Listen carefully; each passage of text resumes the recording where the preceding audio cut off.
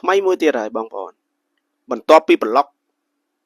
ដោះប្លុកយើងមើលវីដេអូហើយមែនអត់តោះឥឡូវយើងរបៀបថាយើងបាច់ប្លុកគេទេក៏ប៉ុន្តែយើងមិនឲ្យគេទេចូលលក្ខណៈថាយើងបិទកុំឲ្យគេម្នាក់ដែលយើងចង់ធុញទ្រាំធុញទ្រាំនឹងគេឆាតមករំខានតែមករំខានអញ្ចឹងយើងគ្រាន់តែបិទក៏ប៉ុន្តែយើងអត់ប្លុកទេបងប្អូនយើងអត់ប្លុកទេយើងគ្រាន់តែបិទកុំឲ្យគេឆាតតែចូលក៏ប៉ុន្តែយើងអាចនៅមើលសកម្មភាពគេបានទាំងអស់គ្រាន់តែលក្ខណៈថាគេឆាតគេតែមករំខានយើងវាអត់ចូលហ្នឹងបងប្អូនចេះអត់បើបងប្អូនណាមិនទាន់ចេះកុំភ្លេចចូលមើលវីដេអូនេះទាំងអស់គ្នាខ្ញុំនឹងបង្ហាញនិងបង្រៀនប្រាប់ពីចូលទៅបិទហ្នឹងហើយបិទតែយើងមិនបិទទាំងអស់ទេយើងឧទាហរណ៍យើងធុញបុគ្គលកអញ្ចឹងយើងបិទបុគ្គលកមួយទៅហ្នឹងហើយយើងបិទបុគ្គលកហើយក៏បុគ្គលកហ្នឹងអត់អាចតែមកបានតែបុគ្គលខបុគ្គលកបុគ្គលងគឺ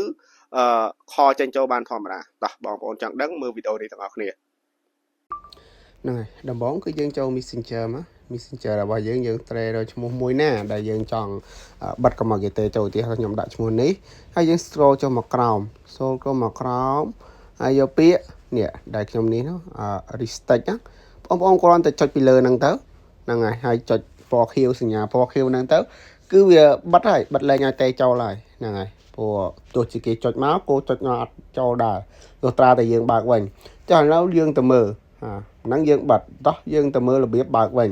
បើកហ្នឹងក៏ចូលកន្លែង setting ហ្នឹងហើយបងប្អូនចូលកន្លែង setting មកហ្នឹងហើយ scroll ចុះមកក្រោមយកprivacy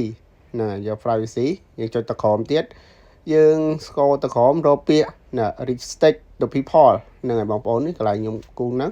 ហើយយើងគ្រាន់ចុចពីលើឈ្មោះហ្នឹងមកហ្នឹងហើយយើងចុចលើឈ្មោះហើយយើងចុចសញ្ញាពណ៌ខៀវហ្នឹងគឺunblock